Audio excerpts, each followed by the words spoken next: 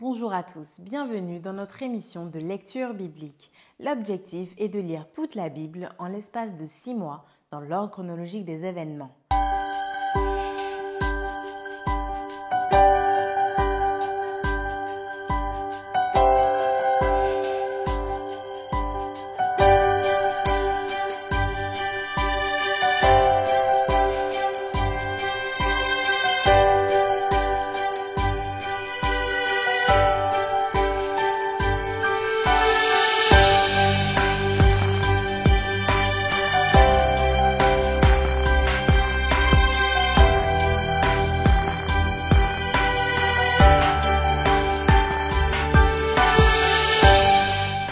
Cette émission vous est proposée par l'Église adventiste du 7e jour d'Évry. Si vous voulez suivre ce plan, vous pouvez cliquer sur le lien dans la description.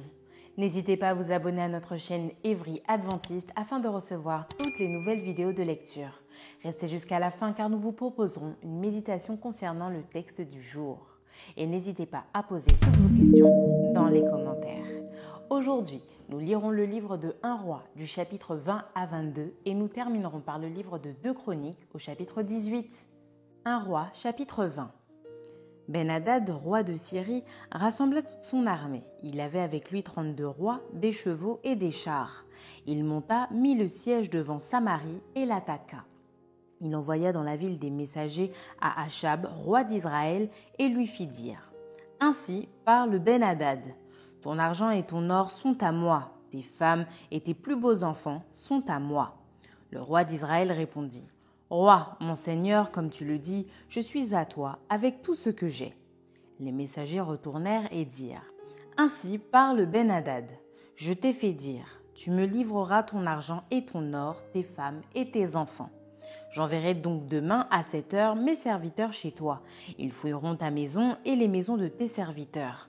Ils mettront la main sur tout ce que tu as de précieux et ils l'emporteront. » Le roi d'Israël appela tous les anciens du pays et il dit « Sentez bien et comprenez que cet homme nous veut du mal, car il m'a envoyé demander mes femmes et mes enfants, mon argent et mon or, et je ne lui avais pas refusé. » Tous les anciens et tout le peuple dirent à Achab « Ne l'écoute pas et ne consent pas. » Et il dit aux messagers de Ben-Hadad « Dites à mon seigneur le roi, je ferai tout ce que tu as envoyé, demander à ton serviteur la première fois, mais pour cette chose, je ne puis pas la faire. » Les messagers s'en allèrent et lui portèrent la réponse.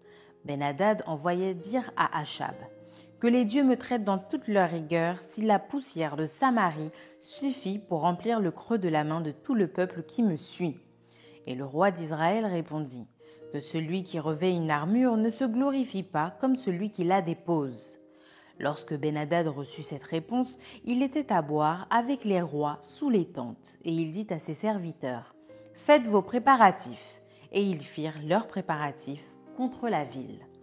Mais voici, un prophète s'approcha d'Achab, roi d'Israël, et il dit « Ainsi parle l'Éternel. Vois-tu toute cette grande multitude ?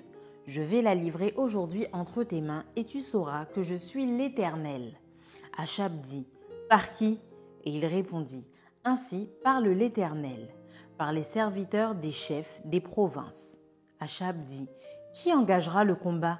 Et il répondit « Toi. » Alors Achab passa en revue les serviteurs des chefs de province, et il s'en trouva 232. Et après eux, il passa en revue tout le peuple, tous les enfants d'Israël, et ils étaient 7000. Ils firent une sortie à midi. Ben-Hadad buvait et s'enivrait sous les tentes avec les 32 rois, ses auxiliaires. Les serviteurs des chefs des provinces sortirent les premiers. Ben-Hadad s'informa et on lui fit ce rapport. Des hommes sont sortis de Samarie. Il dit « S'ils sortent pour la paix, saisissez-les vivants, et s'ils sortent pour le combat, saisissez-les vivants. » Lorsque les serviteurs des chefs des provinces et l'armée qui les suivait furent sortis de la ville, chacun frappa son homme et les Syriens prirent la fuite. Israël les poursuivit. Ben-Hadad, roi de Syrie, se sauva sur un cheval avec des cavaliers. Le roi d'Israël sortit, frappa les chevaux et les chars et fit éprouver aux Syriens une grande défaite.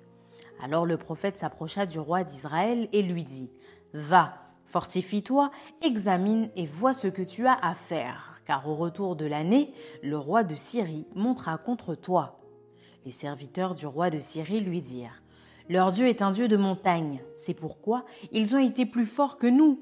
Mais combattons-les dans la plaine et l'on verra si nous ne serons pas plus forts qu'eux. Fais encore ceci, ôte chacun des rois de son poste et remplace-les par des chefs. Et forme-toi une armée pareille à celle que tu as perdue, avec autant de chevaux et autant de chars.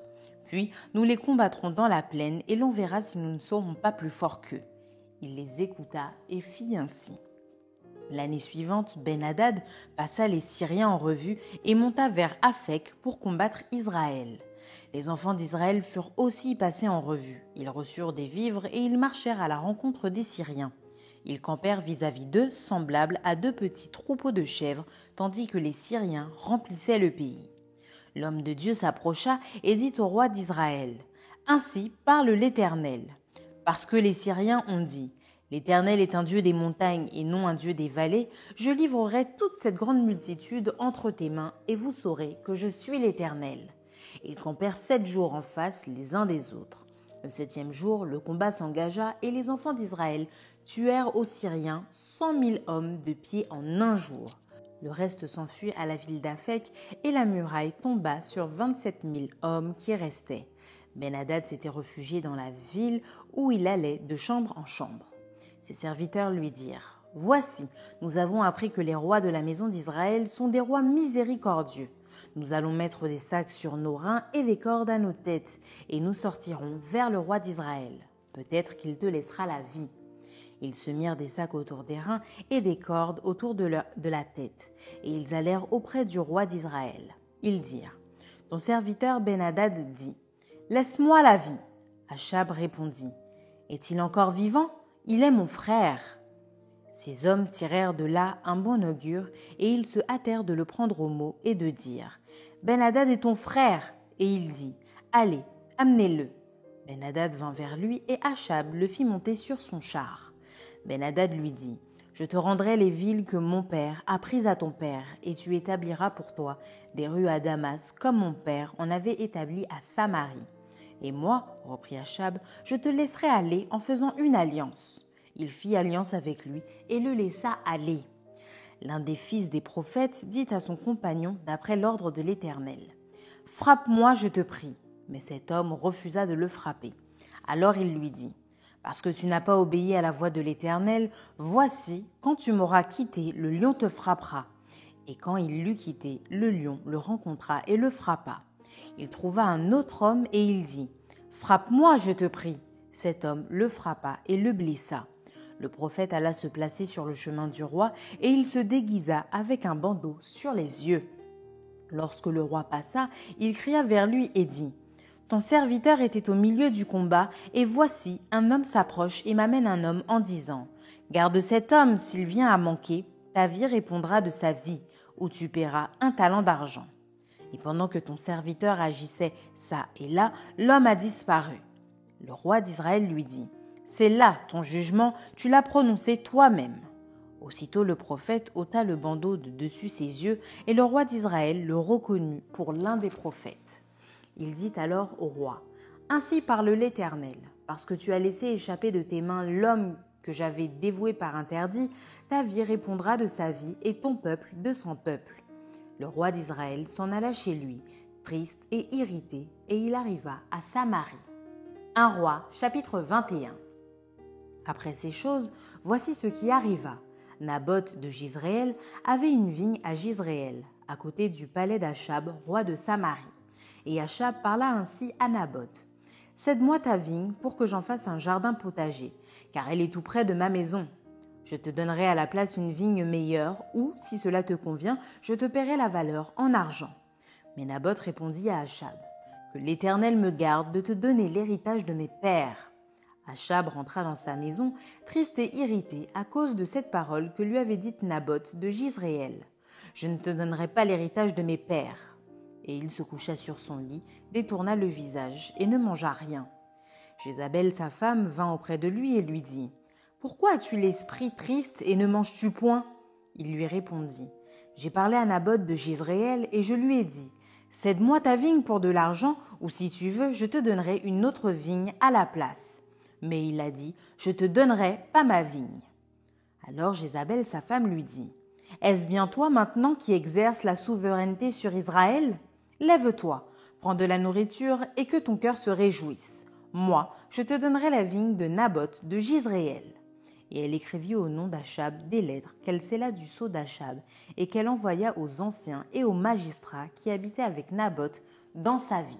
Voici ce qu'elle écrivit dans ces lettres. « Publiez un jeûne, placez Naboth à la tête du peuple et mettez en face de lui 2 méchants hommes qui déposeront ainsi contre lui.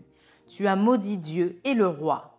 Puis menez-le dehors, lapidez-le et qu'il meure. » Les gens de la ville de Naboth, les anciens et les magistrats qui habitaient dans la ville agirent comme Jézabel le leur avait fait dire, d'après ce qui était écrit dans les lettres qu'elle leur avait envoyées.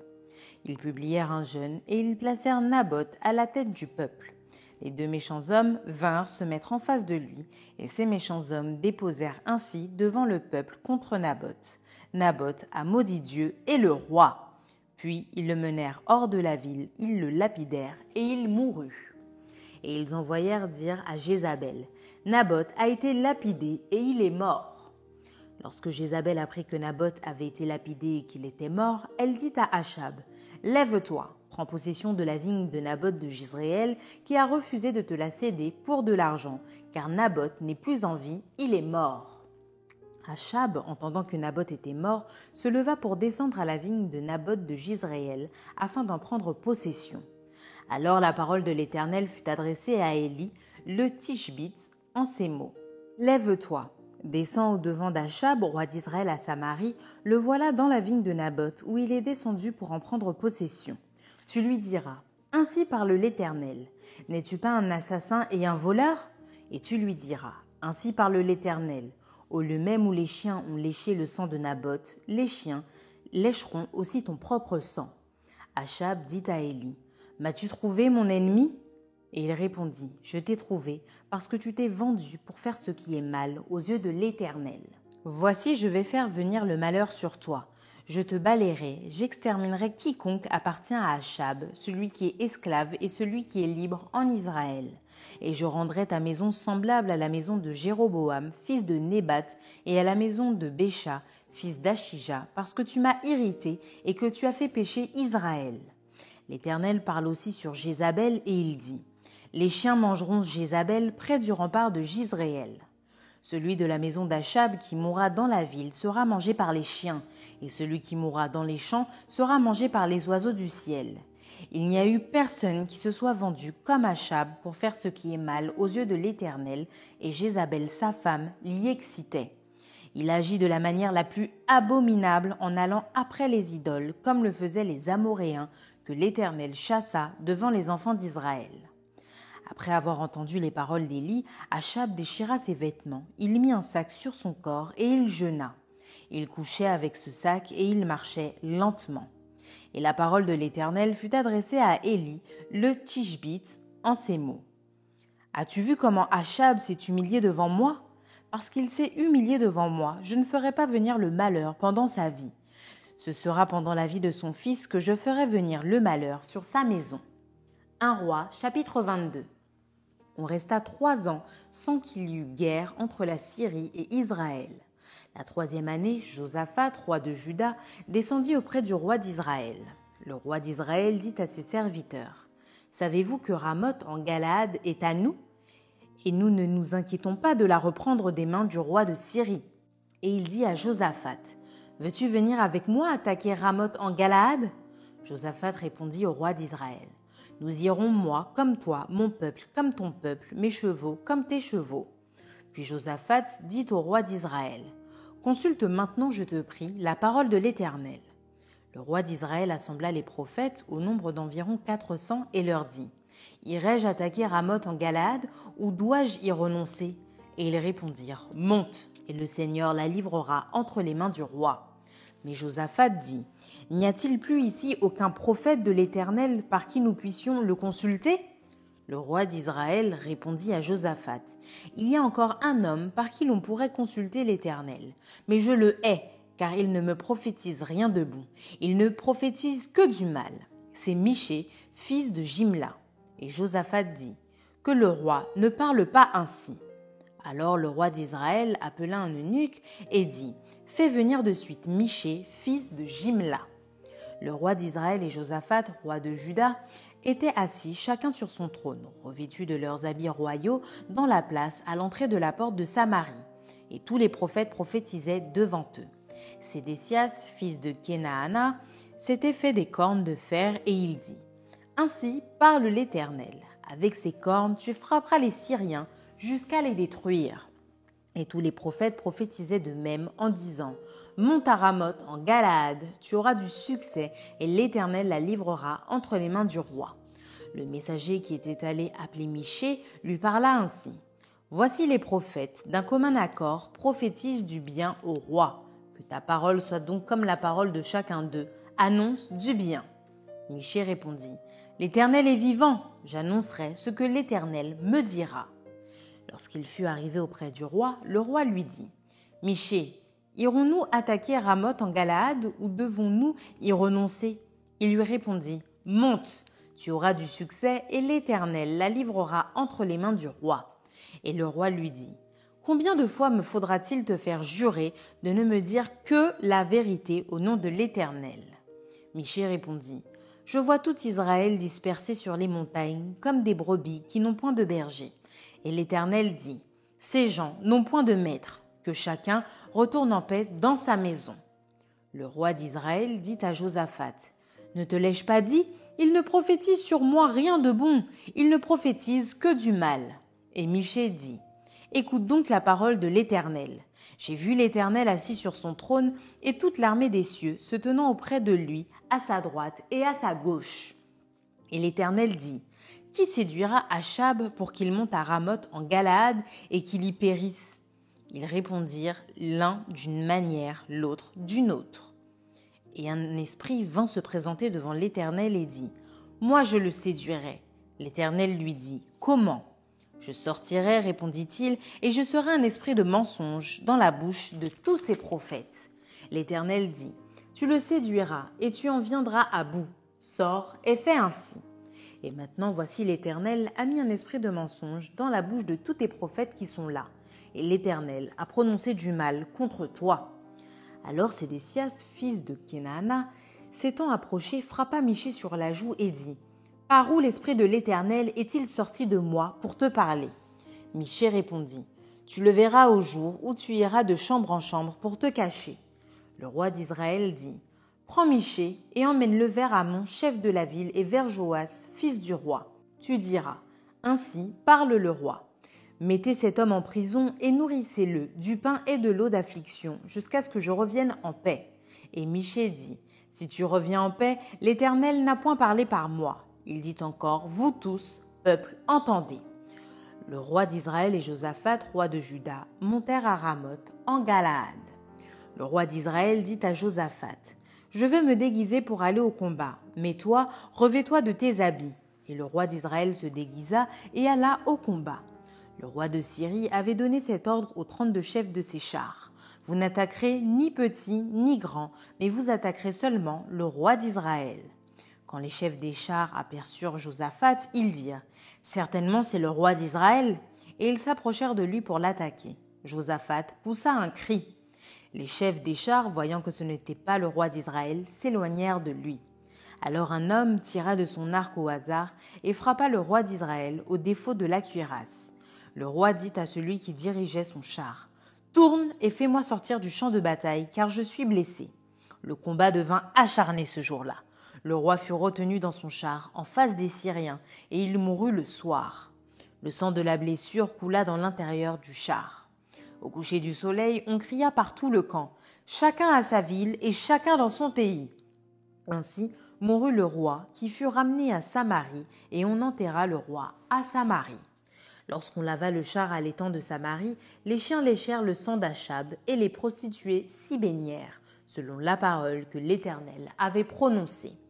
Le reste des actions d'Achab, tout ce qu'il a fait, la maison d'ivoire qu'il construisit et toutes les villes qu'il a bâties, cela n'est-il pas écrit dans le livre des chroniques des rois d'Israël? Achab se coucha avec ses pères et Akazia, son fils, régna à sa place. Josaphat, fils d'Asa, régna sur Juda. la 4e année d'Achab, roi d'Israël. Josaphat avait 35 ans lorsqu'il devint roi et il régna 25 ans à Jérusalem. Sa mère s'appela Azuba, fille de Shilchi. Il marcha dans toute la voie d'Asa, son père, et ne s'en détourna point, faisant ce qui est droit aux yeux de l'Éternel. Seulement, les hauts lieux ne disparurent point. Le peuple offrait encore des sacrifices et des parfums sur les hauts lieux. Josaphat fut en paix avec le roi d'Israël. Le reste des actions de Josaphat, ses exploits et ses guerres, cela n'est-il pas écrit dans le livre des chroniques des rois de Juda ? Il ôta du pays le reste des prostituées qui s'y trouvaient encore depuis le temps d'Asa son père. Il n'y avait point de roi en Édom, c'était un intendant qui gouvernait. Josaphat construisit des navires de Tarsis pour aller à Ophir chercher de l'or. Mais il n'y alla point parce que les navires se brisèrent à Ezion-Géber. Alors Akazia, fils d'Achab, dit à Josaphat, « Veux-tu que mes serviteurs aillent avec les tiens sur des navires ?» Et Josaphat ne voulut pas. Josaphat se coucha avec ses pères et il fut enterré avec ses pères dans la ville de David, son père. Et Joram, son fils, régna à sa place. Akazia, fils d'Achab, régna sur Israël à Samarie la 17e année de Josaphat, roi de Juda. Il régna 2 ans sur Israël. Il fit ce qui est mal aux yeux de l'Éternel, et il marcha dans la voie de son père, et dans la voie de sa mère, et dans la voie de Jéroboam, fils de Nébat, qui avait fait pécher Israël. Il servit Baal, et se prosterna devant lui, et il irrita l'Éternel, le Dieu d'Israël, comme avait fait son père. 2 Chroniques, chapitre 18. Josaphat eut en abondance des richesses et de la gloire, et il s'allia par mariage avec Achab. Au bout de quelques années, il descendit auprès d'Achab à Samarie, et Achab tua pour lui et pour le peuple qui était avec lui un grand nombre de brebis et de bœufs, et il le sollicita de monter à Ramoth en Galaad. Achab, roi d'Israël, dit à Josaphat, roi de Juda, « Veux-tu venir avec moi à Ramoth en Galaad ?» Josaphat lui répondit, « Moi, comme toi, et mon peuple, comme ton peuple, nous irons l'attaquer avec toi. » Puis Josaphat dit au roi d'Israël, « Consulte maintenant, je te prie, la parole de l'Éternel. » Le roi d'Israël assembla les prophètes au nombre de 400 et leur dit, « Irons-nous attaquer Ramoth en Galaad ou dois-je y renoncer ?» Et ils répondirent, « Monte, et Dieu la livrera entre les mains du roi. » Mais Josaphat dit, « N'y a-t-il plus ici aucun prophète de l'Éternel par qui nous puissions le consulter ?» Le roi d'Israël répondit à Josaphat, « Il y a encore un homme par qui l'on pourrait consulter l'Éternel. Mais je le hais, car il ne me prophétise rien de bon. Il ne me prophétise jamais que du mal. C'est Michée, fils de Jimla. » Et Josaphat dit, « Que le roi ne parle pas ainsi. » Alors le roi d'Israël appela un eunuque et dit, « Fais venir tout de suite Michée, fils de Jimla. » Le roi d'Israël et Josaphat, roi de Juda, étaient assis chacun sur son trône. Revêtus de leurs habits royaux, ils étaient assis dans la place à l'entrée de la porte de Samarie. Et tous les prophètes prophétisaient devant eux. Sédécias, fils de Kenaana, s'était fait des cornes de fer et il dit, « Ainsi parle l'Éternel, avec ces cornes tu frapperas les Syriens jusqu'à les détruire. » Et tous les prophètes prophétisèrent de même en disant, « Monte à Ramoth en Galaad, tu auras du succès et l'Éternel la livrera entre les mains du roi. » Le messager qui était allé appeler Michée lui parla ainsi, « Voici les prophètes d'un commun accord prophétisent du bien au roi. Que ta parole soit donc comme la parole de chacun d'eux. Annonce du bien. » Michée répondit, « L'Éternel est vivant, j'annoncerai ce que dira mon Dieu. » Lorsqu'il fut arrivé auprès du roi, le roi lui dit, « Michée, irons-nous attaquer Ramoth en Galaad ou dois-je y renoncer ?» Il répondit, « Montez, vous aurez du succès et ils seront livrés entre vos mains. » Et le roi lui dit, « Combien de fois me faudra-t-il te faire jurer de ne me dire que la vérité au nom de l'Éternel ?» Michée répondit, « Je vois tout Israël dispersé sur les montagnes, comme des brebis qui n'ont point de berger. » Et l'Éternel dit, « Ces gens n'ont point de maître, que chacun retourne en paix dans sa maison. » Le roi d'Israël dit à Josaphat, « Ne te l'ai-je pas dit, il ne prophétise sur moi rien de bon, il ne prophétise que du mal. » Et Michée dit, « Écoutez donc la parole de l'Éternel. J'ai vu l'Éternel assis sur son trône et toute l'armée des cieux se tenant à sa droite et à sa gauche. » Et l'Éternel dit, « Qui séduira Achab, roi d'Israël, pour qu'il monte à Ramoth en Galaad et qu'il y périsse ?» Ils répondirent l'un d'une manière, l'autre d'une autre. Et un esprit vint se présenter devant l'Éternel et dit, « Moi je le séduirai. » L'Éternel lui dit, « Comment ?» « Je sortirai, répondit-il, et je serai un esprit de mensonge dans la bouche de tous ces prophètes. » L'Éternel dit, « Tu le séduiras et tu en viendras à bout. Sors et fais ainsi. Et maintenant, voici l'Éternel a mis un esprit de mensonge dans la bouche de tes prophètes qui sont là, et l'Éternel a prononcé du mal contre toi. » Alors Sédécias, fils de Kenaana, s'étant approché, frappa Michée sur la joue et dit, « Par quel chemin l'esprit de l'Éternel est-il sorti de moi pour te parler ?» Michée répondit, « Tu le verras au jour où tu iras de chambre en chambre pour te cacher. » Le roi d'Israël dit, « Prenez Michée et emmenez-le vers Amon, chef de la ville, et vers Joas, fils du roi. Vous direz, « Ainsi parle le roi. Mettez cet homme en prison et nourrissez-le du pain et de l'eau d'affliction jusqu'à ce que je revienne en paix. » Et Michée dit, « Si tu reviens en paix, l'Éternel n'a point parlé par moi. » Il dit encore, « Vous tous, peuple, entendez. » Le roi d'Israël et Josaphat, roi de Juda, montèrent à Ramoth en Galaad. Le roi d'Israël dit à Josaphat, « Je veux me déguiser pour aller au combat, mais toi, revêts-toi de tes habits. » Et le roi d'Israël se déguisa, et ils allèrent au combat.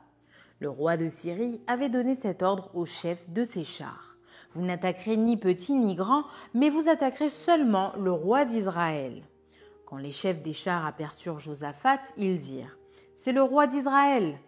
Et ils l'entourèrent pour l'attaquer. Josaphat poussa un cri, et l'Éternel le secourut, et Dieu les écarta de lui. Les chefs des chars, voyant que ce n'était pas le roi d'Israël, s'éloignèrent de lui. Alors un homme tira de son arc au hasard et frappa le roi d'Israël au défaut de la cuirasse. Le roi dit à celui qui dirigeait son char, « Tourne et fais-moi sortir du champ de bataille, car je suis blessé. » Le combat devint acharné ce jour-là. Le roi d'Israël fut retenu dans son char en face des Syriens jusqu'au soir, et il mourut vers le coucher du soleil. Maintenant, place à la méditation.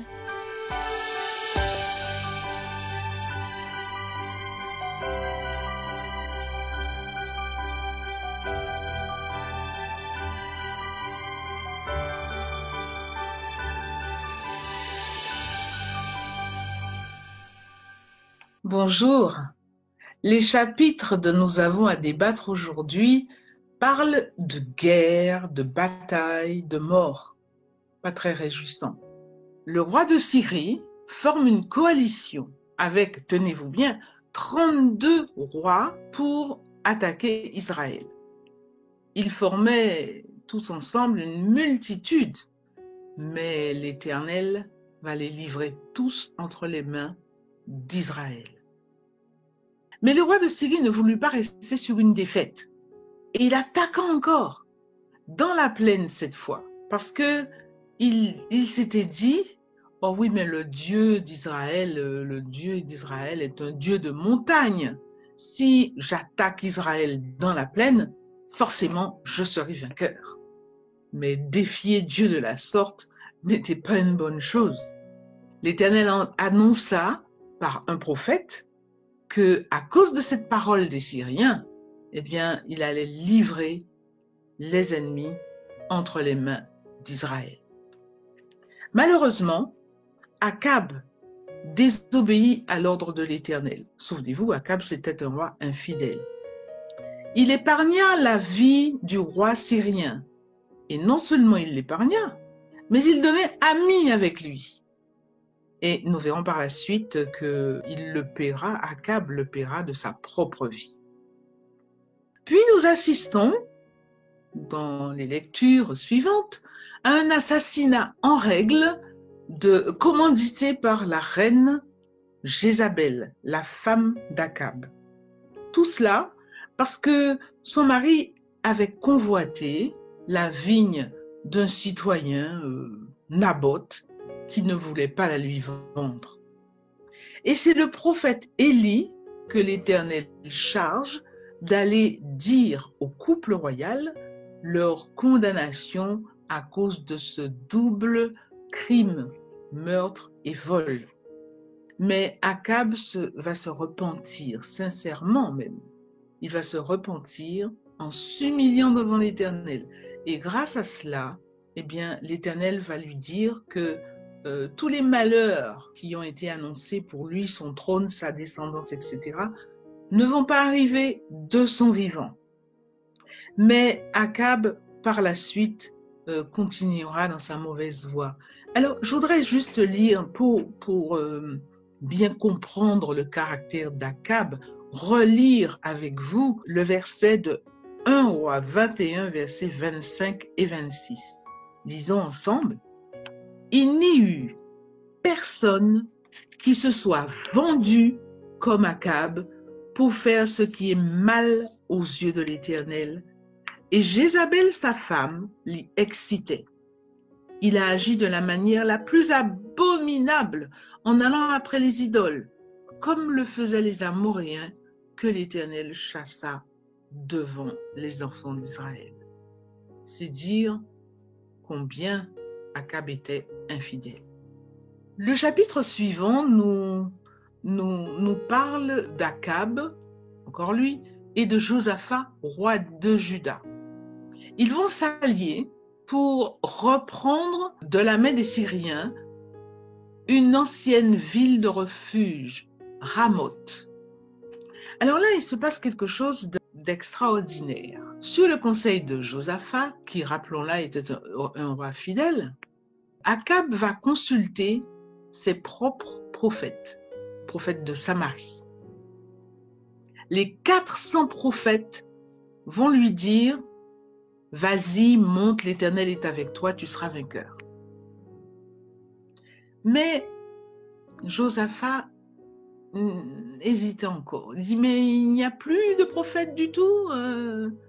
Ah mais oui, il y avait Michée, un autre prophète que Akab détestait parce qu'il lui disait que de mauvaises choses. Il lui prédisait que de mauvaises choses. Mais Josaphat voulut quand même écouter ce que disait Michée. Et là, en insistant bien, Michée lui dit que l'Éternel ne serait pas avec eux dans ce combat, qu'il ne fallait pas monter contre Ramoth. Il ne fallait pas aller contre les Syriens pour délivrer Ramoth, parce qu'ils seraient vaincus. Malheureusement, aucun des monarques ne voulut tenir compte de l'avertissement de Michée, le prophète. Michée insistait en disant « Mais vous verrez bien, si jamais vous revenez vainqueur de cette bataille, c'est que l'Éternel n'aura pas parlé par moi. » Mais rien n'y fit. Ils montèrent contre Ramoth et essuyèrent, comme on s'y attendait, une cuisante défaite au cours de laquelle le roi Akab fut tué. Mais il y a un problème. Vous allez me dire, mais comment se fait-ce qu'on consulte 400 prophètes qui disent la même chose et finalement, c'est pas ça. Eh bien, ces 400 prophètes, c'était des faux prophètes en fait. Les prophètes de Samarie disaient au roi Akab que ce que le roi voulait entendre. S'il voulait entendre de bonnes choses, il lui disait de bonnes choses. Et en fait, c'était des faux prophètes qui ne prédirent pas ce que l'Éternel avait vraiment dit. Et Akab donc trouva la mort au cours de cette bataille. Il fut tué selon l'accomplissement de ce que Dieu avait dit. Quant à Josaphat, il retourna sain et sauf dans son pays de Juda. Mais comme lui dit un prophète, le prophète Jéhu de la part de l'Éternel, Dieu t'a épargné parce qu'il s'est trouvé en toi de bonnes choses. En effet, le roi Josaphat avait fait disparaître toutes les idoles du pays et il a appliqué son cœur à chercher Dieu. Alors la question est-ce que dans notre cœur, si nous pouvons appliquer ça à nous, est-ce que quelque part dans notre cœur, il n'y a pas un petit quelque chose que Dieu désapprouve et qui en fait empêche les bénédictions de Dieu de venir sur nous? Est-ce que nous appliquons vraiment tout notre cœur à chercher Dieu? C'est la question que chacun devrait se poser à la lecture de ces récits des rois d'Israël et de Juda. À très bientôt. Merci d'avoir partagé cette lecture avec nous. Je vous donne rendez-vous demain, si Dieu veut, pour un nouvel épisode.